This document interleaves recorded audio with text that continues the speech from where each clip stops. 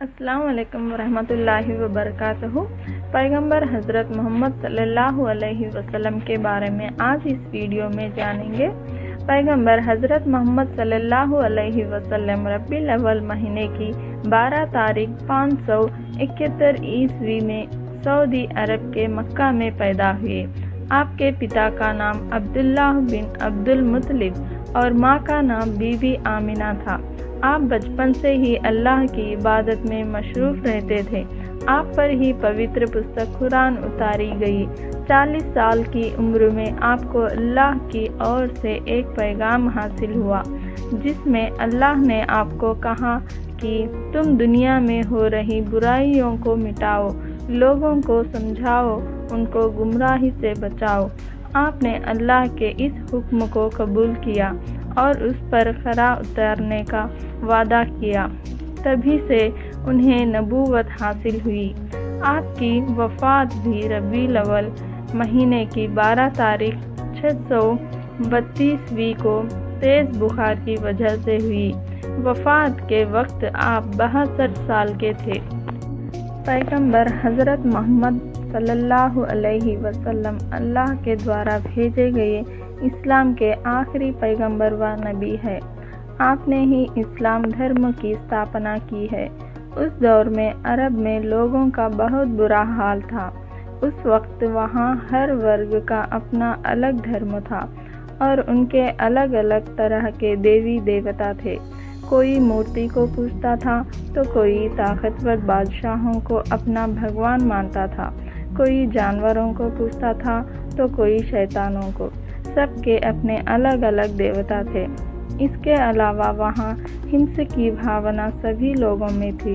سبھی ایک دوسرے کے دشمن، ان کے خون کے پیاسے تھے۔ وہاں کوئی بھی سرکشت نہیں تھا، عورتوں اور بچوں کے تک محفوظ نہیں تھے۔ اس برے دور کو ختم کرنے کے لیے اللہ نے پیغمبر حضرت محمد صلی اللہ علیہ وسلم کو پیغمبر بنایا۔ دنیا کی ہزاروں سال پرانی آبادی میں ہزاروں نبی و رسول آئے۔ الگ الگ لوگوں نے الگ الگ انداز میں پرانے دھرموں کا پرچار کیا، اور پھر ایک ایسا بھی دور آیا کہ لوگ خدا کو بھول بیٹھے تھے اور طاقتور بادشاہوں کو ہی خدا مان بیٹھے تھے۔ ایسے بادشاہوں نے بھی اپنی خدائی ہونے کا دعویٰ کرنا شروع کر دیا تھا۔ دنیا کے ایسے بگڑے ماحول میں الگ الگ ورگوں میں بٹی ایک دوسرے کے خون کی پیاسی دنیا ہر اعتبار سے گمراہ ہو چکی تھی۔ ایسے وقت میں انسانیت کی رہنمائی کے لیے پیغمبر اعظم، تاجدار کائنات، محبوب پروردگار حضرت محمد مصطفیٰ صلی اللہ علیہ وسلم انسانیت کی رہنمائی کے لیے دنیا میں تشریف لائے۔ آپ نے لوگوں سے فرمایا، اے دنیا والوں، میں کسی ایک قبیلے، خاندان، ملک والوں کا ہی بھلا نہیں چاہتا، بلکہ میں تو پوری دنیا انسانیت کی رہنمائی کے لیے امن اور رحمت کا پیغام لے کر آیا ہوں۔ میرے رب نے مجھے پوری انسانی برادری کی ہدایت کے لیے بھیجا ہے۔ میں تمہیں انسانیت کا بھلا سبق یاد دلانے آیا ہوں۔ میں تمہیں اخلاق و حکمت کی تعلیم دینے آیا ہوں۔ آپ نے جو کچھ اس وقت فرمایا اس پر عمل کر کے دکھایا۔ آپ نے سب کو انسانیت کی رسی میں پرونا چاہا، ایک دوسرے کا بھائی بنا کر محبت و بھائی چارگی کے رشتے میں باندھنا چاہا۔ تو اس کے لیے یہ ضروری تھا کہ لوگوں کو سوچ ایک طرف لائی جائے، ان کو ایک اللہ کی عبادت کی اور لایا جائے۔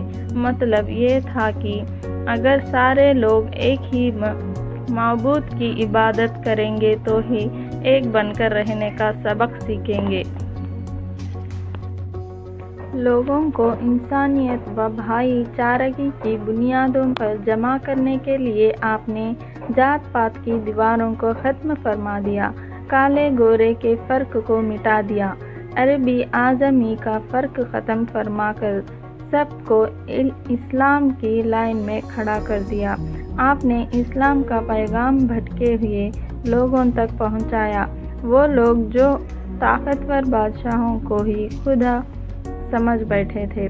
آپ نے لوگوں کو سمجھایا کہ دولت، شہرت، بادشاہی ہونے سے کوئی عزت دار نہیں بن سکتا۔ انسان اپنی صلاحیت اور شوق کے مطابق روزی روٹی کے لیے جو پیشہ اپنانا چاہے اپنا سکتا ہے۔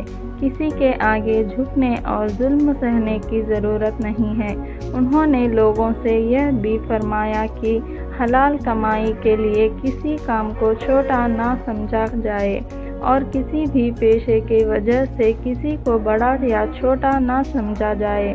ایسا سوچنا انسانیت اور اسلامی تعلیم کے خلاف ہے۔ سب کو دینے والا، سب کا پروردگار اللہ ہے۔ دنیا و آخرت کی بادشاہی اللہ کے لیے ہے۔ اس کے علاوہ کوئی بادشاہ نہیں ہو سکتا۔ جس کے سامنے تم جھکو اور سر جھکاؤ۔ اللہ جسے چاہے اپنے بندوں کی خدمت کے لیے حکومت بادشاہ عطا فرما دے۔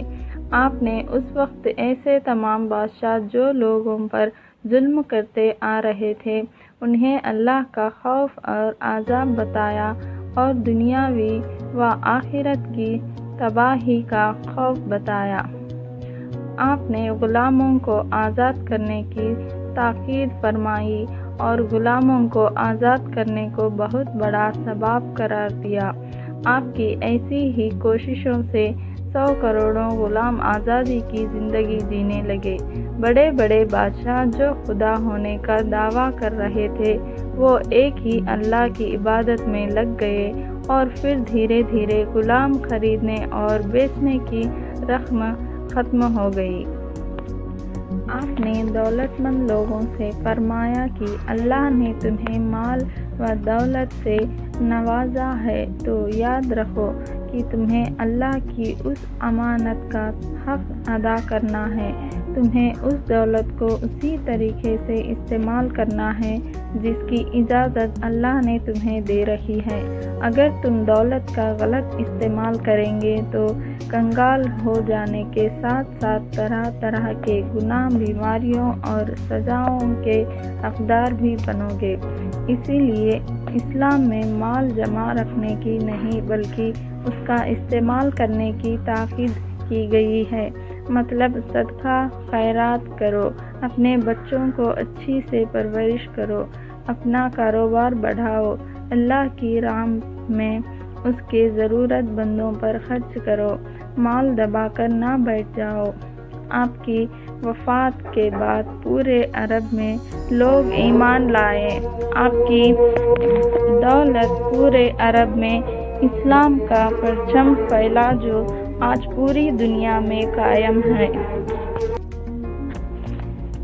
پیغمبر اسلام محمد مصطفیٰ صلی اللہ کی انہی مبارک تعلیمات پر مسلمان عمل کریں اور خوشحال رہیں۔ آمین۔